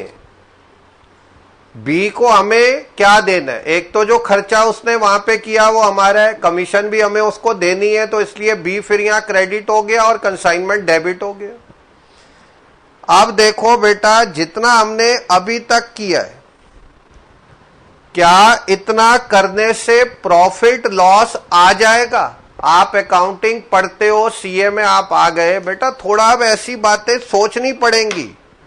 ये अब स्कूल की बच्चों वाली पढ़ाई नहीं है कि टीएस ग्रेवाल रट के चले गए, जितना स्कूल के टीचर को आता था उसने हमें बता दिया जी हो गया। स्कूल के टीचर तो महान होते ही हैं। मैं भी बचपन में पढ़ता था जिस स्कूल में, मैथ्स के एक बहुत बढ़िया सर थे। अब बढ़िया क्या थे भाई उनको ही पता है। वो कहते थे कि भाई एक क्वेश्चन करो, बच्चों ने कर दिया। अब वो क्वेश्चन करते हुए आंसर 8 आ गया। सबने बोला क्लास ने कि सर आंसर 8 है। बोले अच्छा 8 आया, पीछे देखो बुक के पीछे आंसर होता है, वहां 10 था। बोले बस ये 8 आया ना, इसमें 2 ऐड करो, देखो 10 बन गए। तो बेटा देखो ऐसे टीचर भी होते। तो स्कूल में जो आपने पढ़ाई की उसको भूल जाओ बेटा, सीए में थोड़ा लॉजिक समझना पड़ेगा, लॉजिक के बिना बात नहीं बनेगी। और सीए से मोहब्बत करनी। अब मोहब्बत क्या हो गई? मोहब्बत मैं बताता, मोहब्बत ना होती तो गजल कौन कहता? मोहब्बत ना होती तो गजल कौन कहता? कीचड़ में खिले फूल को कमल कौन कहता? मोहब्बत तो ये तोहफा है उस खुदा का, वरना लाश वाले घर को ताजमहल कौन कहता? बेटा मोहब्बत बहुत बड़ी चीज, पर मोहब्बत किससे करनी है? मोहब्बत करनी है सीए की डिग्री से, मोहब्बत करनी है पढ़ाई से। वो दूसरी मोहब्बत भूल जाओ, वो कुछ नहीं। दूसरी मोहब्बत के चक्कर में पड़ जाओगे, एग्जाम में फेल हो जाओगे, कुछ नहीं होगा। फिर आप एक शेर बोलो, बरसी थी आंखें जिसकी याद में बरसात की तरह, बरसी थी आंखें जिसकी याद में बरसात की तरह, बदल गया वो मेरे बदले हुए हालात की तरह। जीते जी कोई आता नहीं हाल भी पूछने, मरने पे क्यों चले आते हैं सब बारात की तरह। अगर आप पास हो गए ना, बहुत कम लोग आएंगे रिजल्ट पूछने, पर बेटा अगर फेल हो गए, पता भी होगा लोग जानबूझ के आएंगे पूछने, अच्छा आपका बेटा फेल हो गया क्या? क्यों? उनको मजा आता है, दुनिया ऐसे ही है भाई। तो हमें समझना है कि हमें अपने कॉन्सेप्ट बहुत ज्यादा क्लियर करने हैं ताकि कोई दिक्कत ना आए। मैंने आपसे पूछा जी क्या ये प्रॉफिट यहीं आ जाएगा? अगर आप कहते हो हाँ आ जाएगा तो आप एक गलती कर रहे हो। गलती मैं बताता हूं क्या है बेटा। गलती ये है कि यहां पे आपने जो गोड्स बी को भेजे वो तो 1000 थे, पर बी ने जो सेल की कितने की 800 की तो भाई 200 कहां चले गए? 200 यूनिट अभी बी के स्टॉक में पड़े होंगे उसके पास। जब तक आप उसको यहां नहीं लिखोगे क्रेडिट में, जिसको हम बोलते हैं क्लोजिंग स्टॉक, जो 200 टॉय उसने बेचे नहीं, जब तक हम यहां उसकी वैल्यू नहीं दिखाएंगे आंसर नहीं आएगा। किसकी वायोलेशन है पता है? Matching concept. मैचिंग कॉन्सेप्ट की वजह से ही हम क्लोजिंग स्टॉक को ट्रेडिंग के क्रेडिट में लिखते हैं। मैचिंग कॉन्सेप्ट क्या होता है? एक्सपेंस को इनकम से मैच करना। अब आप यहां खर्चा तो बुक कर रहे हो 1000 यूनिट का, सेल दिखा रहे हो 800 की, मिसमैच हो रहा है वो। जब आप 200 यूनिट को स्टॉक में इधर लिख दोगे तो इधर भी 1000 हो जाएगा, इधर भी 1000 हो जाएगा, वो मैचिंग प्रॉपर हो जाएगी और फिर हमारा प्रॉफिट लॉस सही आएगा। अब हमें समझना है ये क्लोजिंग स्टॉक हमने लिख तो दिया, पर इसकी वैल्यू हम लेंगे कैसे?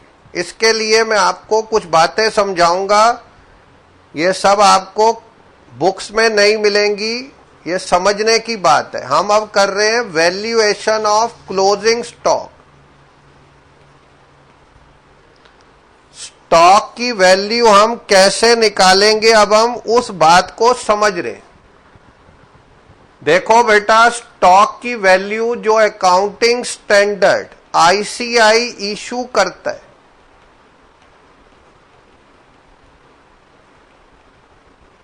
आईसीआई अकाउंटिंग स्टैंडर्ड इशू करता है, उसके हिसाब से जो स्टॉक होता है इसकी कॉस्ट होती है number 1 purchase cost, number 2 any expense which changes A location, B condition of stock, या इन्वेंट्री एक ही बात है, इन्वेंट्री कोई स्टॉक बोलते। मैंने बताया बेटा स्टॉक की कॉस्ट क्या होती, इसमें हम दो चीजें लेते हैं। नंबर 1 उसको खरीदने की कॉस्ट, नंबर 2 उसमें जो भी खर्चा हुआ जिससे उसकी लोकेशन मतलब जगह बदली या उसकी कंडीशन स्थिति बदली।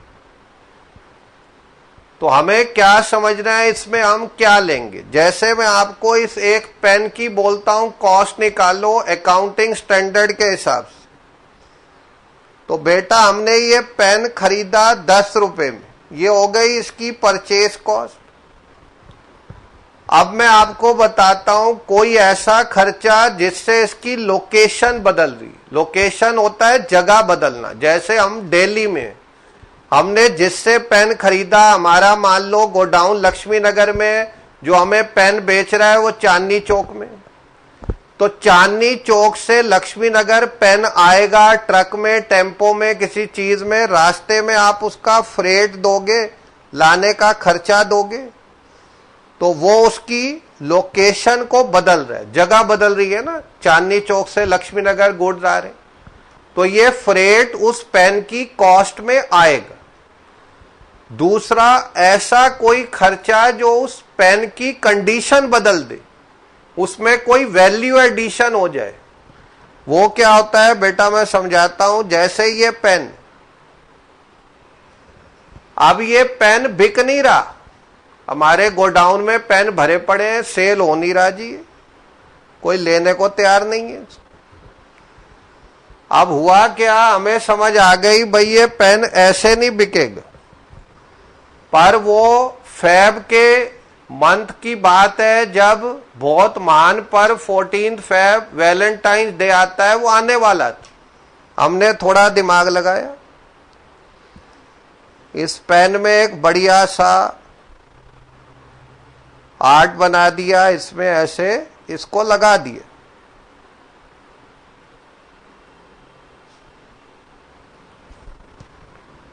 अब ये सब ड्रामा करने के 3 रुपए और लग गए, जिससे उसकी कंडीशन चेंज हो गई, 15 की कॉस्ट पे आ गया। अब होगा कि अगर आप ऐसा पेन बना दोगे जिसपे दिल बना हुआ है और आज चीज गैलरी में रख दोगे, वैलेंटाइन डे के आसपास रोड पे भी बेचने लग जाओ, तो एक दिन में 1000 पेन बिक जाएंगे। उस दिन तो एक रोज गुलाब का फूल 100 रुपए का बिकता है। ये पेन तो बहुत बढ़िया, लिखने के भी काम आएगा, और उसके ऊपर दिल बना हुआ है, बहुत सारे दिल जले आशिक घूमते हैं दुनिया, तो पेन तो बिक गया ही। इससे उसकी क्या हो गई, कंडीशन बदल गई। तो हमें समझना है बेटा, स्टॉक की कॉस्ट में परचेज कॉस्ट लेना है। कोई भी ऐसा एक्सपेंस जो उसकी लोकेशन बदले या कंडीशन बदले। अब ये नॉर्मल मैंने एक बात बताई, स्टॉक की कॉस्ट क्या है, पर यहां पे हम क्या पढ़ रहे हैं, हम बेटा पढ़ रहे हैं कंसाइनमेंट। और कंसाइनमेंट में क्या है, कोई हम कंडीशन चेंज नहीं कर रहे। क्यों, हम सिर्फ गुड्स एजेंट को भेज रहे हैं, वो आगे बेच रहा है, इसमें कोई कंडीशन बदलने की तो बात हो नहीं सकती। तो इसमें जो कंडीशन चेंज वाली बात है वो कंसाइनमेंट में नहीं आएगी, पर यहां पे लोकेशन बदल रही है। क्योंकि हम दिल्ली में हम गुड चेन्नई भेज रहे हैं, तो ये हमें दूसरे वाले बात को लेना है, कंडीशन नहीं, लोकेशन बदलने को लेना। अब देखो, जो मैं बात बताऊंगा इसको आप थोड़ा समझो। हमने दिल्ली में टॉयज जो हमने भेजे वो खरीदे, और हम स्टॉक की वैल्यू निकाल रहे हैं जिसमें 200 टॉय हैं, तो 200 टॉयज इंटू 100 परचेज कॉस्ट 20,000। एक तो हमें ये लेना, जो 200 टॉय हमारे पास बच गए बी के गोडाउन में, उसकी अब हम कॉस्ट निकाल रहे हैं ताकि कंसाइनमेंट में हम दिखा पाए स्टॉक की वैल्यू क्या है। मैं इसके लिए आपको समझा रहा हूं बेटा, इसकी लेनी है परचेज कॉस्ट, जो 100 रुपए पर टॉय है, तो 200 इंटू 100 कितना हो गया, 20,000। एक तो ये लेना, ठीक है। अब दूसरा क्या लेना है, देखो दिल्ली से गुड्स गए चेन्नई, तो यहां से यहां गुड्स जाने के रास्ते में प्रिंसिपल ने फ्रेट दिया, इसकी रास्ते की इंश्योरेंस कराई, वो लेनी, वो बेटा दिया हुआ है 10,000। अब मैं आपसे पूछता हूं, क्या ये पूरा 10,000 हम इन 200 यूनिट का खर्चा मान ले? ऐसा तो नहीं। ए ने बी को कितने टॉय भेजे थे, 1000, तो ये 10,000 का खर्चा 1,000 पे हुआ, तो 200 टॉय जो बच गए उन पे कितना हुआ होगा, 2,000 हुआ होगा। ये हमें समझ, पूरा नहीं ले लेना। 10,000 टोटल एक्सपेंस है जो ए ने दिल्ली में किया उन गुड्स को भेजने में, या रास्ते की उसने इंश्योरेंस कराई, पर ये 10,000 का खर्चा 1,000 पे हुआ, तो 200 पे कितना हुआ, 2,000। तो हमें बस वही लेना। तो बेटा 20,000 तो वही परचेज कॉस्ट, 2,000 क्या हो गई, दिल्ली से चेन्नई गुड्स भेजने की कॉस्ट या रास्ते की इंश्योरेंस। इससे लोकेशन बदल रही है, दिल्ली से चेन्नई गुड्स जा रहे। अब हमें कुछ आगे बात समझ, आगे क्या समझना है बेटा, देखो आगे समझना है, जब ये गुड्स चेन्नई में पहुंचे तो दिल्ली से चेन्नई गुड्स कैसे गए होंगे, रोड से जा सकते हैं, बाय एयर जा सकते हैं, ट्रेन से जा सकते हैं, शिप से जा सकते हैं। अभी वैसे लॉकडाउन है, कुछ भी इनमें से नहीं चल रहा, पर चलो अभी खुल ही जाएगा, फिर सब चलेगा। तो इनमें से किसी भी मोड ऑफ ट्रांसपोर्ट से गुड्स दिल्ली से चेन्नई जा रहे। अब हमें समझना है कि जब गुड्स चेन्नई पहुंच गए तो वहां पे बेटा इनमें से कोई भी मोड से गए, रोड से गए तो कहीं बैरियर होगा रोड का, वहां रुकेंगे। एयर से गए एयरपोर्ट पे रुकेंगे, ट्रेन से गए रेलवे स्टेशन पे रुकेंगे,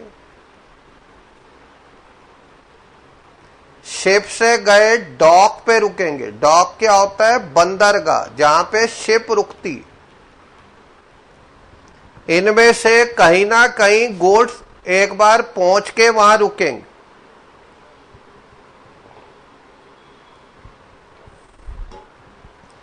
अब इस जगह पे जहां पे गुड्स पहुंचे वहां कौन खड़ा होगा? ए खड़ा होगा कि बी खड़ा होगा? वहां पे बी होगा। ए तो दिल्ली में था, उसने गुड्स बस भेज दिए, बात खत्म हुई। अब आ गया बी पिक्चर। अब देखो बेटा बी वहां पे क्या क्या एक्सपेंस करेगा ये एक बार थोड़ा समझो। बी सबसे पहले उन गुड्स को अनलोड करेगा, अनलोडिंग चार्ज देगा। जैसे ट्रेन आके रुकी, उसको गुड्स को उठा के प्लेटफॉर्म पे रखा जाएगा, वो अनलोडिंग चार्ज। इसके बाद वहां पे कोई डॉक चार्ज हो सकता है, जैसे शिप से गुड्स आते हैं तो डॉक पे कोई चार्ज लग सकता है। गुड्स को क्लियर कराने में क्लियरेंस चार्ज हो सकता है। गुड्स हम क्लियर कराएंगे रेलवे स्टेशन से, एयरपोर्ट से। यहां पे कोई इंपोर्ट ड्यूटी भी लग सकती है या कस्टम ड्यूटी लग सकती है। गुड्स अगर मान लो इंडिया के बाहर से आ रहे हैं तो इंडिया में इंपोर्ट ड्यूटी लग जाएगी। किसी भी कंट्री के अगर बाहर जाएंगे तो वहां पे इंपोर्ट ड्यूटी लगती। ये जितना एक्सपेंस हम लिख रहे हैं ये सारा एक्सपेंस उस जगह पे हो रहा है जहां पे गुड्स उतर रहे हैं। अब ये उनको लोड करेगा, लोडिंग चार्ज देगा और किसी ट्रक, टेम्पो में, किसी रिक्शा में गुड्स को लोड कर देगा। क्यों? उसको यहां से गुड्स को अपने गोडाउन तक ले जाना है। कोई सिर्फ यहीं गुड्स उतर गए बात नहीं बनी। बी ने वहां गुड्स को लिया पर लेके अपने गोडाउन तक तो जाएगा। गोडाउन कोई रेलवे स्टेशन के अंदर थोड़ी होगा, कहीं और होगा। तो भाई यहां से वो गुड्स को लेके चला, रास्ते में उसने फ्रेट दिया, रास्ते में उसने कैरिज दिया, रास्ते में उसने कार्टेज दिया, रास्ते में उसने ऑक्ट्रॉय दिया और गुड्स उसके गोडाउन तक पहुंच गए।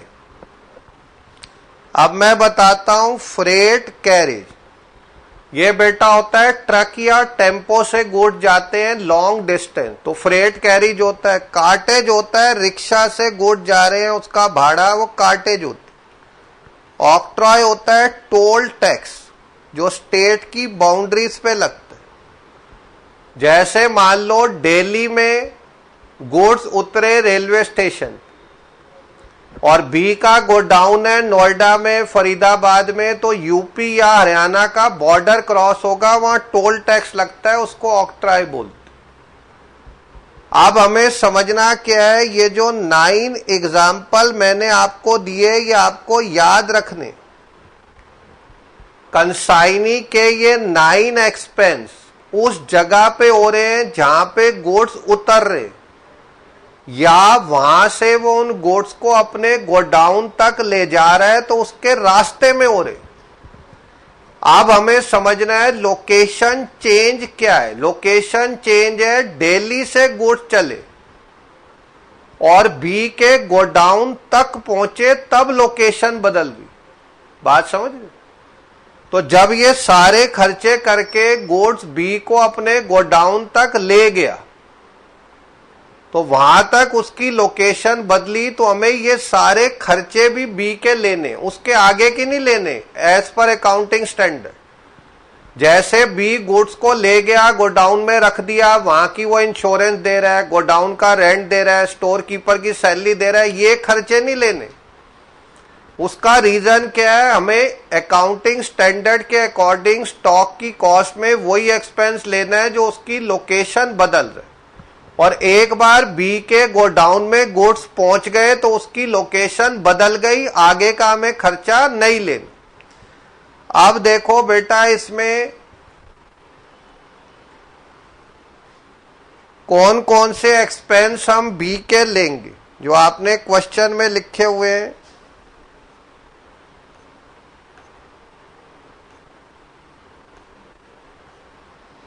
क्लियरेंस लेंगे,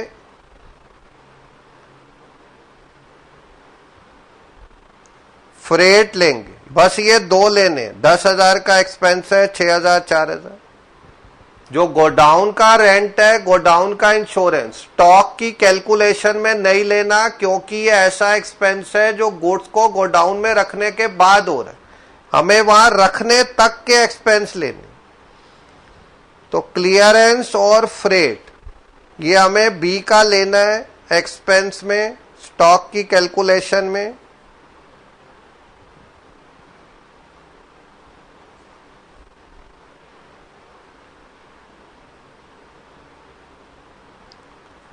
क्लियरेंस है 6,000, फ्रेट है 4,000, टोटल हो गया 10। अब इसमें भी बेटा वही बात है, ये जो 10,000 का एक्सपेंस है, बी ने 1,000 टॉय पे किया, उसको तो उतने ही टॉय मिले थे, इसमें से 200 टॉयज बच गए, उन पे कितना किया 2,000। पूरा नहीं लेना 10,000, क्योंकि 10,000 का खर्चा जो बी ने भी किया वो हुआ था 1,000 टॉयज, और बी के गोडाउन में कितने बचे 200, तो हम तो उसकी वैल्यू निकाल रहे हैं ना सिर्फ। तो अगर 10,000 का खर्चा 1,000 पे हुआ, 200 पे कितना हुआ 2,000। सिंपल कैलकुलेशन की बात है, इतने में आप सब मास्टर हो, कोई बात ही नहीं। तो बेटा देखो, स्टॉक की वैल्यू, इसमें हमें क्या क्या लेना है जो मैंने आपको बताया। एक हमें लेनी है परचेज कॉस्ट, जो मैंने बताई 200 इंटू 100, ये हो गया जी 20,000। इसके बाद हमें लेना है प्रपोर्शनेट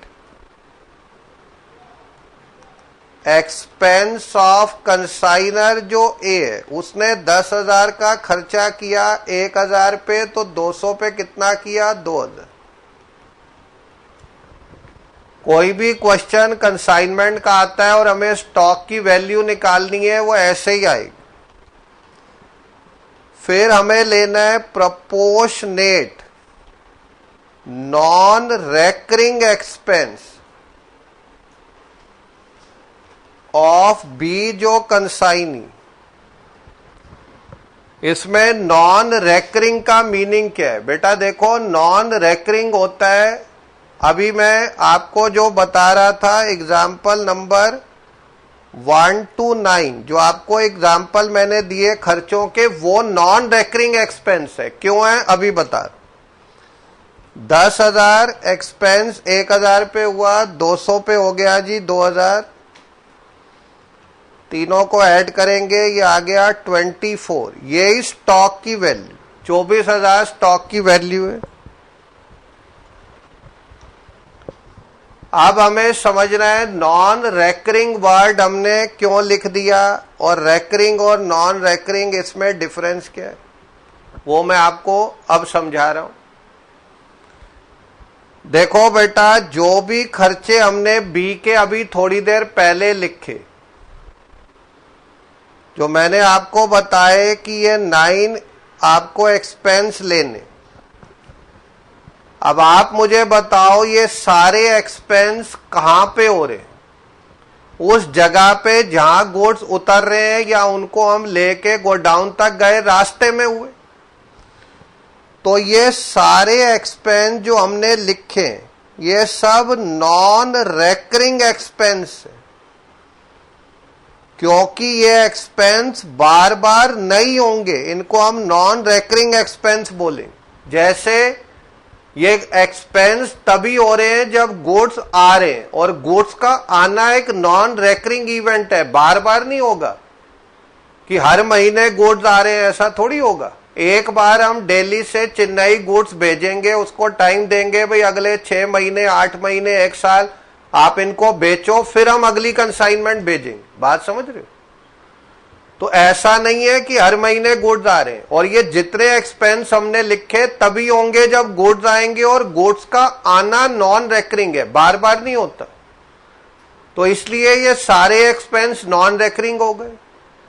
पर जो प्रिंट एजेंट है वो अपने गोडाउन का इंश्योरेंस करा रहा है, गोडाउन में वो स्टोर कीपर की सैलरी दे रहा है, गोडाउन का रेंट दे रहा है, वो रेकरिंग है, वो बार बार हो रहा है, हर महीने हो रहा है, गुड्स आए या ना आए उसको देना है। तो उनको हम स्टॉक की कैलकुलेशन में नहीं लेते, सिर्फ नॉन रेकरिंग को लेते, रेकरिंग को नहीं लेते। अब हमने ये समझ लिया जी 24 आ गया।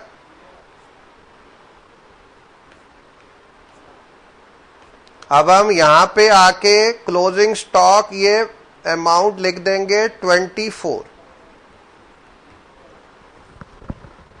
अब आप क्या करोगे, इसका प्रॉफिट लॉस निकालोगे। जैसे क्रेडिट में आ रहा है 152 और 24, इसका टोटल हो गया 176।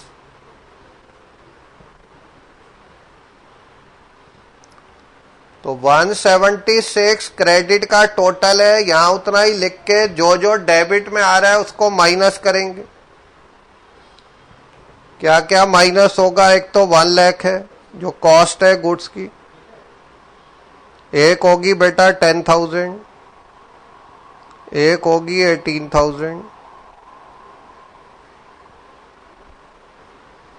एक होगी 15,200, ये हो गया 32,800। ये जो 32,800 आया ये क्या है, यहां हम लिखेंगे 2P&L प्रॉफिट ऑन कंसाइनमेंट, ये प्रॉफिट है उसका। अगर डेबिट साइड ज्यादा होती, क्रेडिट में हम लिखते हैं तो बाय P&L आता। अगर लॉस होगा वो बैलेंसिंग फिगर आएगी, प्रॉफिट भी आ सकता है लॉस भी आ सकता है। क्रेडिट साइड हायर होगी 2P&L प्रॉफिट आएगा, डेबिट हायर होगी लॉस आएगा। तो बेटा ये 32,800 प्रॉफिट है,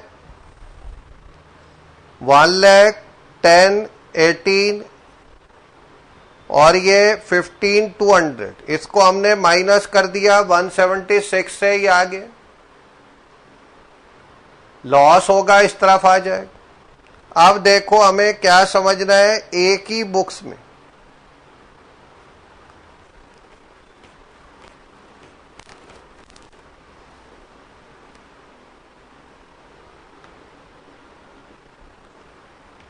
इन द बुक्स ऑफ ए हम बनाएंगे बेटा बी का अकाउंट, जो कौन है हमारा एजेंट। अब आप देखो बी के अकाउंट में वही एंट्रीज आएंगी जहां पे बी आ रहा है। जैसे आपने एक एंट्री की जो बी ने एक्सपेंस की है, उसकी एंट्री हुई कंसाइनमेंट टू बी, तो बी में क्या आ जाएगा, बाय कंसाइनमेंट। जो बी का एक्सपेंस था टोटल सब मिला के जो आपने कंसाइनमेंट अकाउंट में लिखा हुआ है वो कितना था, एक बार चेक करो। बी ने जो एक्सपेंस टोटल किया था वो हमने यहां लिखा हुआ है 18,000। तो बेटा 18,000 यहां आ गया, लेजर पोस्टिंग वहां से। एक हमने लिखा हुआ है 2B जो उसकी कमीशन थी, वो वहां से आ जाएगा बाय कंसाइनमेंट कमीशन, वो कितनी थी 15,200। और एक हमने बाय बी लिखा, वो टू कंसाइनमेंट, वहां से आ जाएगा ये है जो सेल की थी बी ने, वो थी 152। देखो बेटा, ये जो बी का अकाउंट है इसमें सिंपल हम लेजर पोस्टिंग कर रहे हैं। जो जो एंट्री आप देख रहे हो कंसाइनमेंट अकाउंट में बी के नाम से आ रही है, उन सबकी लेजर पोस्टिंग बस इसमें हो रही। अब हमें समझना क्या है कि ये अकाउंट हम क्यों बना रहे हैं। हम इसलिए बना रहे हैं, हम देखना चाहते हैं हमें बी से क्या लेना है या क्या देना है। तो बेटा जो भी बी से हमें लेना है वो इधर आ रहा है, और जो उसको देना है वो इधर आ रहा है, क्योंकि डेबिट करने का मतलब लेना है, क्रेडिट मतलब देना है उसको। जैसे मैं आपको कहता हूं कि भाई उसने सेल की 152, ये पैसा हमें बी से लेना है पर कुछ देना भी तो है। बी ने वहां पे 18,000 का खर्च कर दिया जो उसका नहीं था, हमारे ब्याह पे वो कर रहा है, और उसको हमें 15,200 कमीशन भी देनी। तो हमें यहां पे समझना क्या है कि जब भी हमें पैसे भेजेगा, कितने भेजेगा, वो कहेगा जी मैंने इतनी सेल की, ये पैसा मेरा नहीं है आपका है। दूसरा, मुझे आपसे लेना क्या है, एक तो मैंने खर्चा किया 18,000 का, दूसरा 15,200 मेरी कमीशन है। तो वो क्या करेगा बेटा, 152 जो ये अमाउंट है इससे अपनी कमीशन और एक्सपेंस काट लेगा। तो ये अमाउंट आएगा 118,800। जो बैलेंसिंग फिगर आ रही है वो यहां से बाय बैंक आ जाएगी रेमिटेंस। रेमिटेंस होता है पैसा भेजना। जो यहां से बैलेंसिंग फिगर आ रही है, टोटल 152 ही है दोनों साइड का। 118,800 इतने पैसे वो हमें भेजेगा। जो आपने क्वेश्चन में एक जगह लिखा भी हुआ है कि balance due to A was remitted by B. Remittance क्या होता है, पैसा भेजना। रेमिटेंस का मतलब है पैसा भेजना। कितना पैसा बी ए को भेजेगा, तो जितनी उसने सेल की उससे वो अपना खर्चा काट लेगा, अपनी कमीशन काट लेगा, बचे हुए पैसे ए को भेज देगा। अब ए को पैसे मिल रहे तो ए क्या एंट्री करेगा, बैंक डेबिट टू बी। तो यहां पे बाय बैंक आ गया ना बी के अकाउंट। ये पैसा ए को बी से मिल गया तो ए एंट्री करेगा बैंक टू बी, यहां बाय बैंक आ जाए। अभी बेटा हमने पढ़ा कंसाइनमेंट अकाउंट और बी का अकाउंट जो ए की बुक्स में बन रहा है। अब बस इसका एक लास्ट पार्ट हमें जल्दी से समझ लेना है। वो क्या है बेटा कि हम बी की बुक्स में ए का अकाउंट बनाते।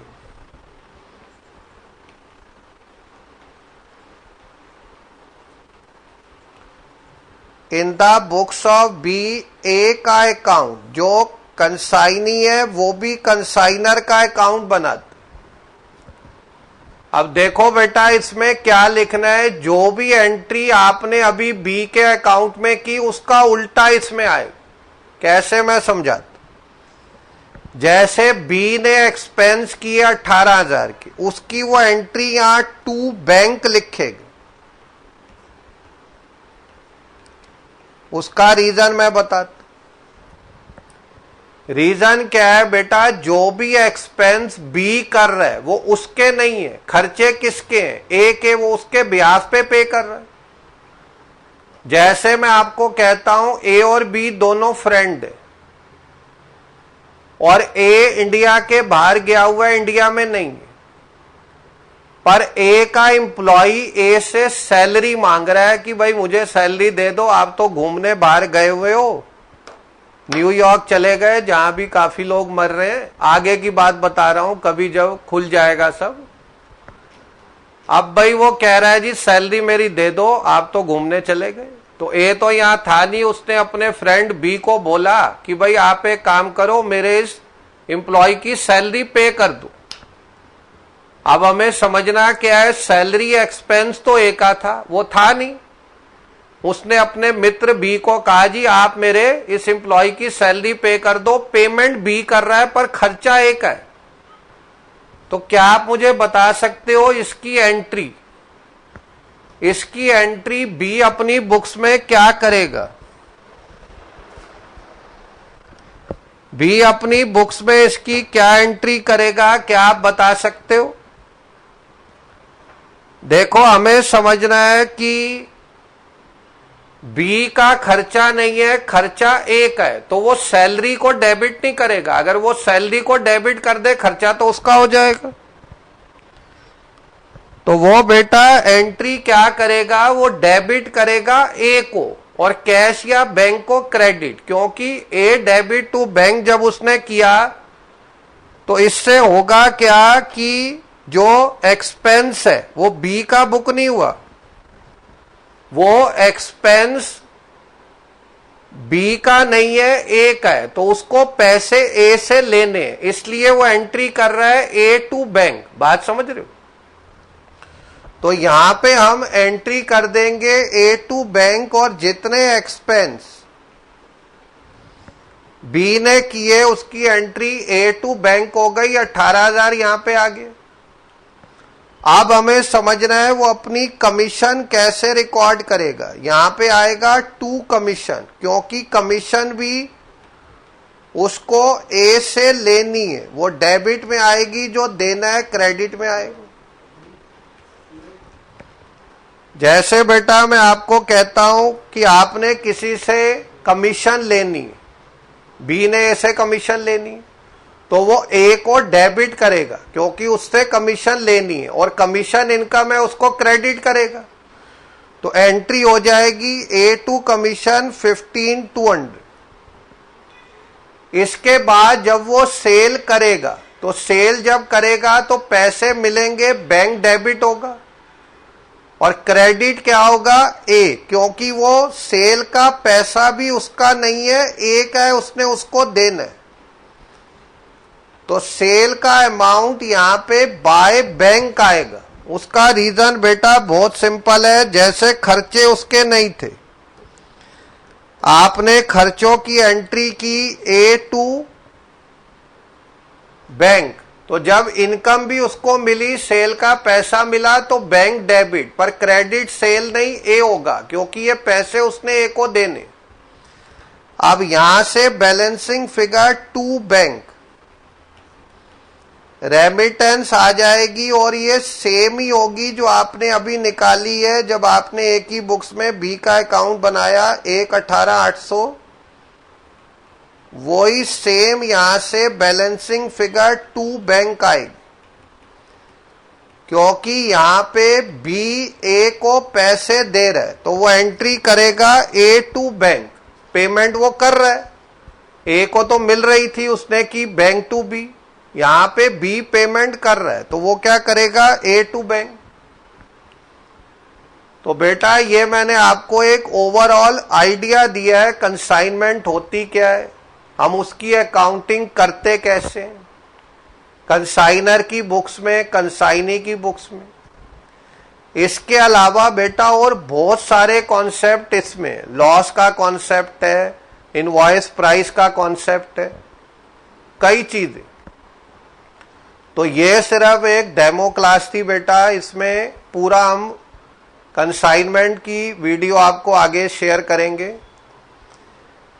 तो बेटा आपको करना क्या है, हमारे YouTube चैनल पे जाना है, हमें सब्सक्राइब करना है, बेल आइकॉन को प्रेस करना है, YouTube चैनल पे जाके AKN CA क्लासेस वहां जाना है, जिससे क्या होगा, कोई भी नई हम वीडियो डालते हैं, कोई चेंजेस आते हैं, उसके बारे में हम कुछ बोलना चाहते हैं, वो सारी बातें हम YouTube चैनल पे आपसे शेयर करेंगे, और ऐसे ही आपको हमसे जुड़े रहना है। Thank you very much to all of you. आज हम इतना ही करेंगे।